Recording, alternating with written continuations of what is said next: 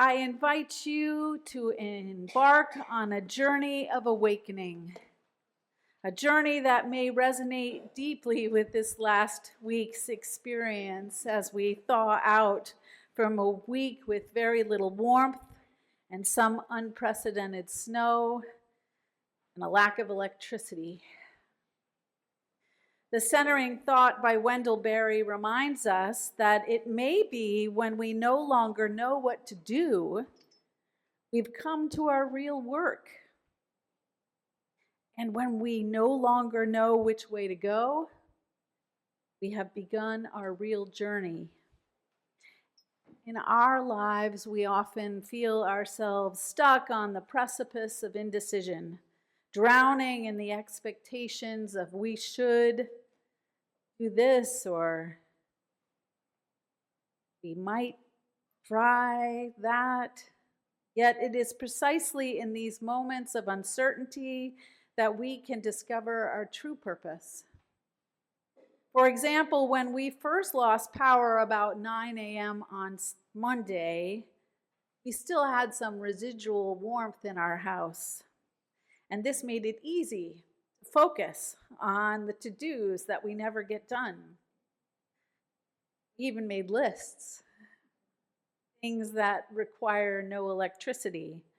As Barry points out, when we no longer know what to do with our regularly electronically wedded to-do lists, we found some real work like hanging pictures that have been sitting against the wall or lowering a shelf that was not quite at the right height,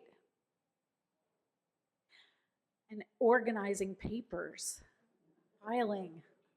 Who does that anymore? I even found an old coloring book I made for Women's History Month just in time. As time went on, the heat left the house. We piled on more clothes and blankets, and we had less energy, and all we could really do was read and make tea on our gas stove. And yet even that got us into a new rhythm of conversation, playing games. Barry acknowledges that confusion can be a catalyst for even more profound transformation.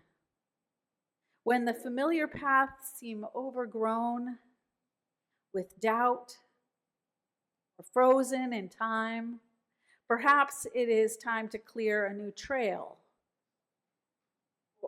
by our authentic selves, propelled by the force of existence, and even for normalcy, that may lead to a deeper truth. Just a week ago, I would wake up every day and the first thing I would do was look on my phone to read the New York Times or to read, what's her name? Heather Cox Richardson, yeah. See, after 5 days, I can't even remember her name. After 5 days without cell or internet service, I started reaching instead for a book. I read one whole nonfiction book last week. I never do that except in the summer. And I was reaching for my knitting. And Jenny and I had more time to talk. We also warmed up by shoveling. And Jenny, she's like that, she walked around the whole neighborhood and heard the stories of all the neighbors and formed all kinds of new relationships.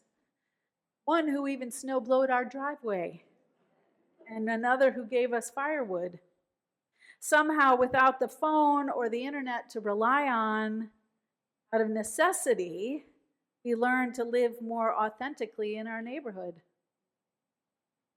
The notion of living authentically aligns beautifully with Hannah Senesh's chalice lighting words, "Blessed is the flame that burns in the secret fastness of our heart." Here she encapsulates the beauty of passion and courage, igniting within us the desire to just live more deliberately, more authentically every day. But how often in our hurry of life do we forget to slow down enough to even enjoy the sunlight? on the snow, see the sparkles, or see how the snow encapsulates the trees right after a storm. Thoreau similarly urges it by example, I wish to suck all the marrow out of life. What does it mean to live deeply? I believe it means engaging in life beyond the surface, seeking the richness in every breath we take, in every relationship that we cultivate. It calls us to wake up from our slumber, to shed the distractions that keep us from the essence of our existence. As winter wraps us in its embrace, some of us experience the cold isolation of being without electricity or heat for 2 to 4 days. I have to admit, I also felt that, almost frozen to my core. The chill crept into our bones, slowing our movements and numbing our spirits. And in those long hours, wrapped in layers of fabric, we may have felt as if time itself paused. Yet in the frost-laden stillness, we were invited to awaken to something deeper, the stark beauty of our surroundings, and the warmth of doing without doing. An ancient idea, how we get things done when we're not doing anything at all. The realness of that doing things that I have generally not given enough time in my day to do nothing, or even to just play games, or to write by hand.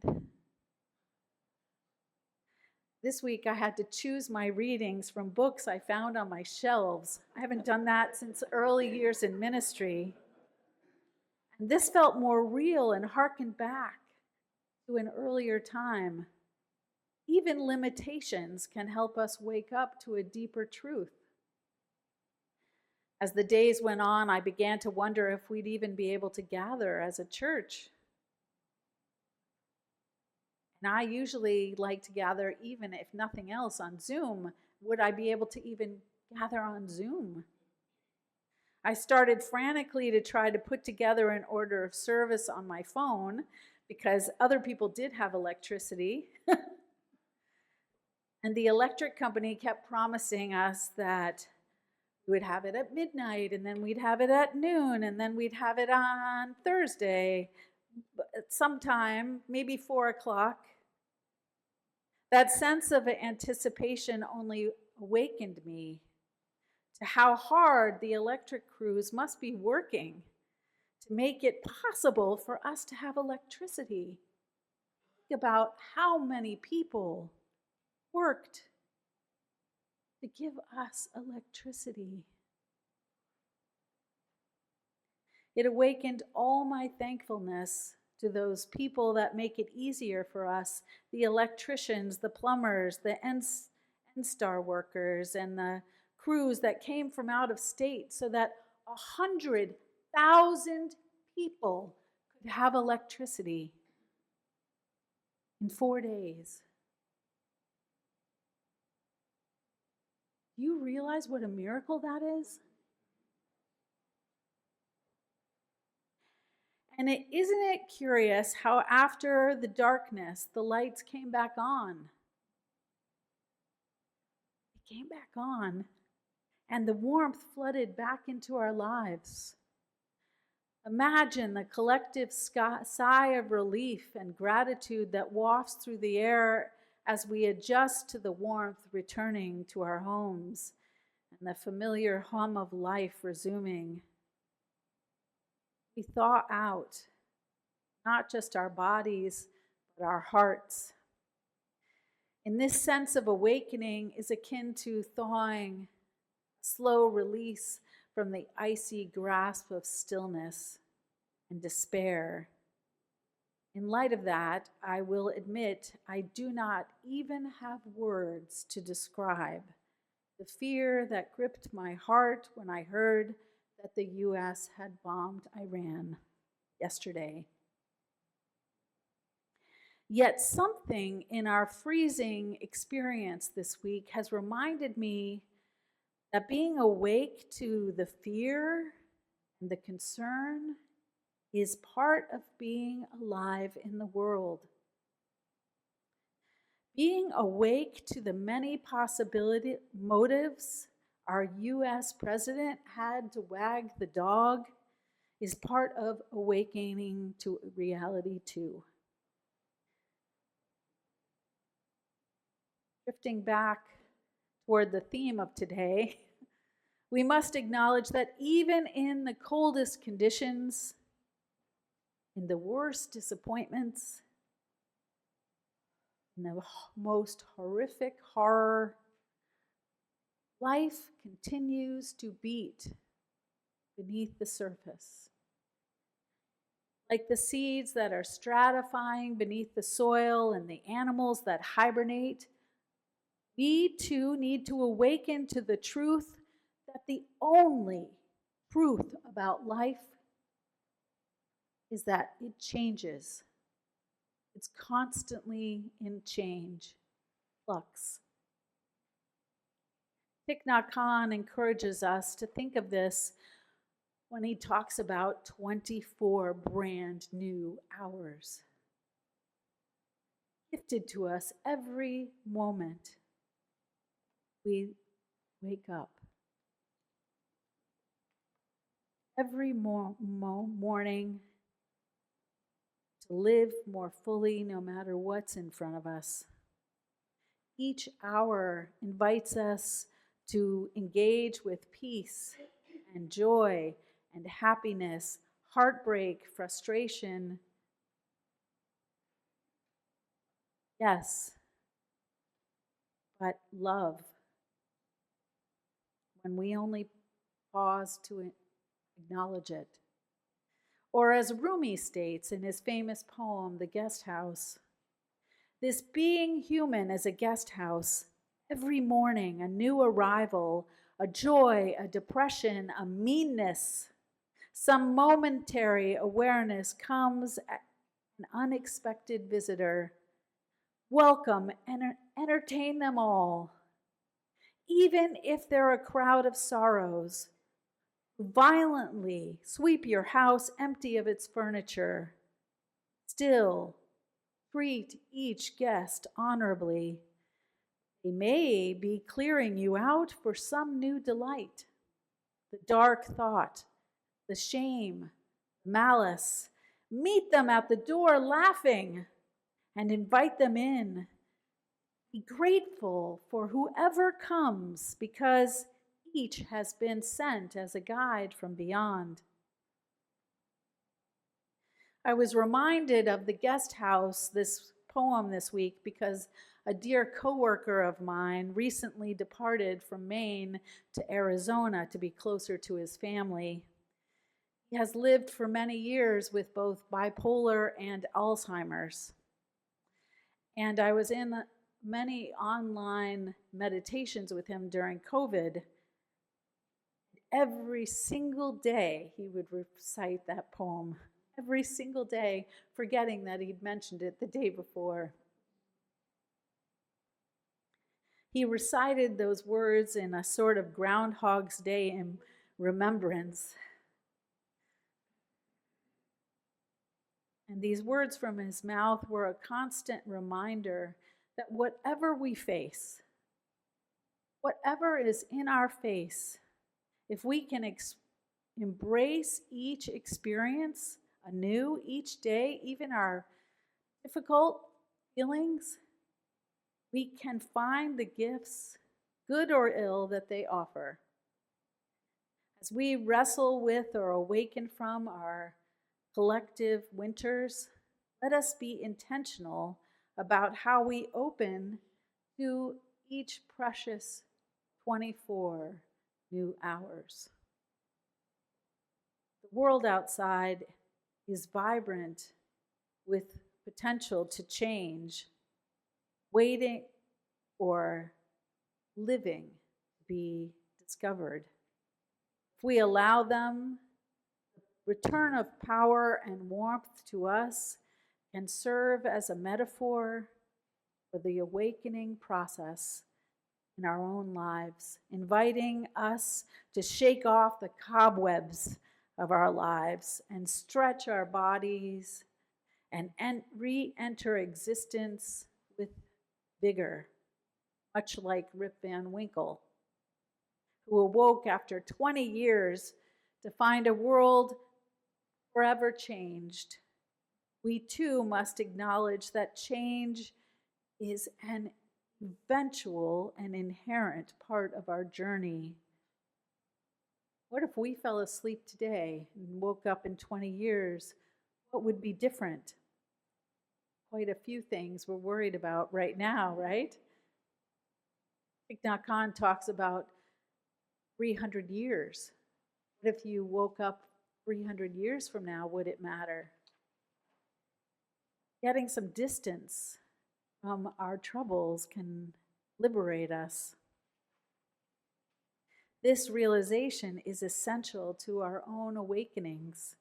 We cannot simply revert to who we were before the glacial state, or the time before an oligarch decided to bomb Iran. We can only transform to the changes around us, to adapt and to grow into who we are meant to be and to become in the face of the changes we experience. Today, I encourage you to consider what it means to live deliberately. What does it look like to engage fully in the moment of your life, to bring awareness to right now? Perhaps it means finding joy in the small things. Each smile, each breath, each connection, each disappointment or meanness, being alive in each moment is a step toward true awakening. Let us recognize the strength in our hearts, the courage that fuels our actions, even as it may cost something dear. In waking up to this moment, we fortify ourselves to honor not only our inner fires, but the lights we share with others, and even the fires we have no control over. As we look forward, let us remember that awakening is not a destination, but a practice, a continuous unfolding practice. It is not enough to awaken once. We must commit to waking up over and over and over again. We must not allow our hearts to be numbed. We can't drink that elixir at the top of the hill and go to sleep for 20 years. When we feel the frost of indifference creeping up on us, the frost of numbness, the routines that threaten to set us back into some numbing out, we must reach out for the matches of our intentions, awaken and strike them anew. Let us be the people of the thaw, to know that the warmth we felt when the power returned was not just a physical comfort, but a spiritual reminder that we are not meant to endure the cold alone. Our awakening is most potent when it's shared. When we use our renewed energy to check on our neighbor, to advocate for a more just world, or to simply witness the stark beauty of someone else's struggle.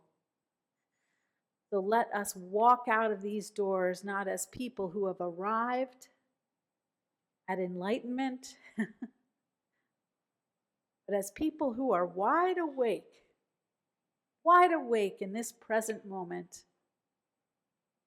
And let us always carry the heat of our experiences, both the bitter cold and the radiant warmth, into a world that is so often asleep. Good morning. Good morning, dear ones. Before I sat down this morning, I said to Joni, boy, what a year last week was, wasn't it? Anyway, my poem today is called In Praise of Itty Bitty Miracles. A blizzard telescopes the world to bare bone basics. Me, an unheated house, daylight fading as all fancy devices blink out. No one is coming to the rescue. I say a prayer for all those without four walls or daily bread. I pray for the people working hard. And I am not totally unprepared. I have a sturdy flashlight, candles lit on the tinfoil table. My makeshift sleeping tent is an umbrella opened over the lounge chair, draped in queen-size blankets, a comforter, and my mother's mink coat. Dinner is a meditation. One mandarin orange blooming like spring on my tongue. The comfort of peanut butter and jelly. A rich, thick bisque of darkest chocolate. For 3 days, I allow myself the adventure. My fragile heart tells me not to be a fool. Like COVID days, I wait by the door. I hail a neighbor walking on the icy road. She comes to the door and hugs me as I sob in relief, the relief of human contact. Another frantic friend sends a policewoman stomping through the snow for a wellness check. Still, other friends offer shelter at their home if they can clear a safe path. In the dark, by the light of a headlamp, my son and my friend's husband wield dueling shovels, creating a pathway to the door. Inside, I find fire ablaze in their wood-burning stove, hot soup, and hearts on fire with compassion. 4 chill-bitten neighbors join the party. My big black dog inches closer to me on the sofa. We all breathe in peace and breathe out love. There are stories and laughter and wine, a lot of wine. Although I can't drink, I feel giddy with joy. If this storm was Goliath, I have been rescued by the kindness of 1,000 itty bitty Davids.